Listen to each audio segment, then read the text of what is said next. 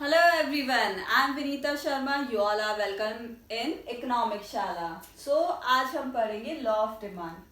Law of demand, आप कोई भी लॉ पढ़ने जाए तो सबसे पहले उसकी हमें डेफिनेशन पता होनी चाहिए, देन उसका एक्सप्लेनेशन, उसके बाद उसका टेबुलर रिप्रेजेंटेशन, देन उसकी डायग्रामेटिक रिप्रेजेंटेशन एंड उसकी अजम्पशंस.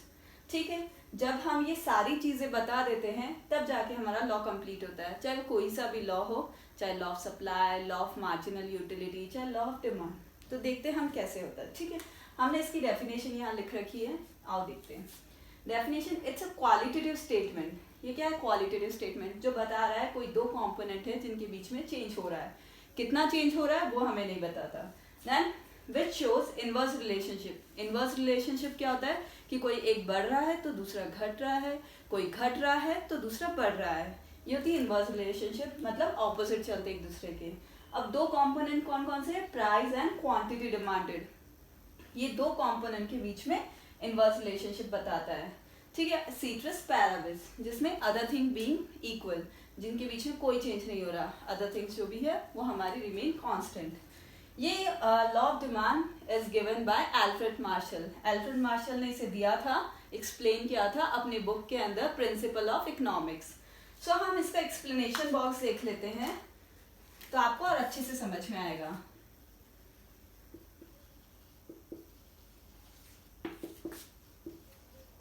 एक साइड हम ले लेते हैं price of x and another side quantity demand of x.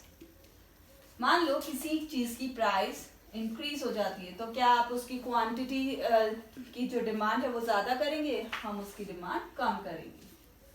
और समहाउ उसकी प्राइस फॉल हो जाती है तो हम उसकी डिमांड ज्यादा करने लग जाएंगे. ठीक है.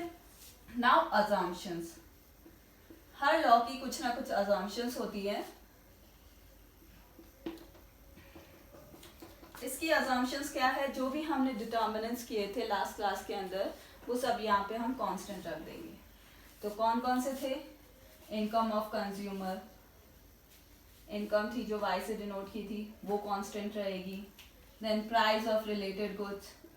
कौन सी थी price of related goods? Price of related goods में थी substitute goods and complementary goods, वो भी कांस्टेंट रहेगी, उनमें भी कोई चेंज नहीं होगा.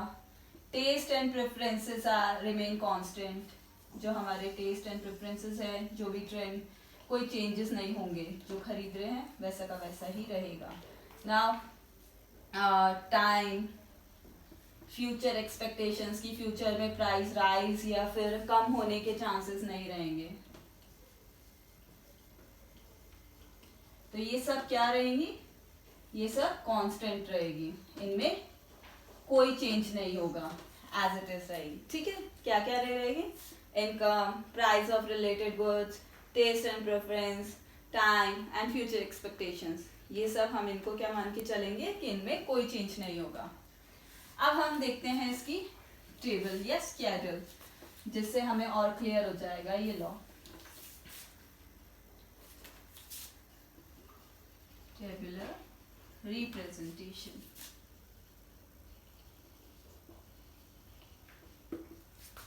हम एक टेबल बना लेते हैं. एक साइड हम लेंगे प्राइस, एक साइड लेंगे quantity. Price of x and quantity demanded of x. अब एक हम ले लेते हैं 10, 8, 6, 4, 2. यहाँ ले लेते हैं हम 2, 4, 6, 8, 10. जहाँ पे प्राइस और क्वांटिटी डिमांड इक्वल हो जाते हैं वो क्या कहलाती है? इक्विलिब्रियम पॉइंट, जहाँ पे दोनों इक्वल रहते हैं. तो अब हम इसका डायग्राम देख लेते हैं.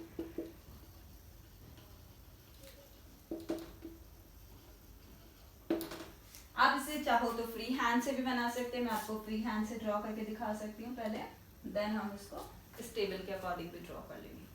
फर्स्ट आपको यहाँ y एक्सिस, यहाँ x एक्सिस 0, देन यहाँ प्राइस शो करेंगे, x एक्सिस पे क्वांटिटी डिमांडेड. अब ये एक पॉइंट ले लेते हैं 6, जहाँ पे हमें इक्विलिब्रियम पॉइंट है ये हमारा ये हमारा डिमांड कर्व बन गया। डिमांड कर्व डाउनवर्ड स्लोपिंग होता है, ठीक है। अगर हम इक्विलिब्रियम प्राइस से ऊपर जाते हैं, मान लो यहाँ पे हमारी ये ऊपर जा रहे कितनी हो गई, 8 हो गई, तो हमारी क्वांटिटी कितनी रह जाएगी, 8 पे हमारी क्वांटिटी 4 रह जाएगी, ये कम हो जाएगी और प्राइस में, तो ये ऑपोजिट रिलेशनशिप दिख रहा है आपको। देन और बढ़ के 10 हो जाती है हमारी प्राइस, तो हमारी क्वांटिटी और कितनी कम हो जाएगी, और हो जाएगी 2 पे। ऐसे ही अगर हमारी प्राइस फॉल हो जाती है, ये फॉल हो गई कितनी, 4 पे आ गई, तो हमारी क्वांटिटी डिमांडेड बढ़ गई, कितनी हो गई, 4 पे हमारी कितनी थी, प्राइस 4 होती ही हमारी क्वांटिटी हम डिमांड कर रहे हैं 8। ऐसे ही हमारी प्राइस और फॉल हो जाती है, 2 हो जाती है, तो हमारी क्वांटिटी कितनी हो जाएगी, हम 10 क्वांटिटी डिमांड करें। ये देखिए ये हमारा डिमांड कर्व बन गया। आप इन पॉइंट्स को कुछ भी नाम दे सकते हैं, P, Q, ये तो इक्विलिब्रियम पॉइंट हमारा R, S।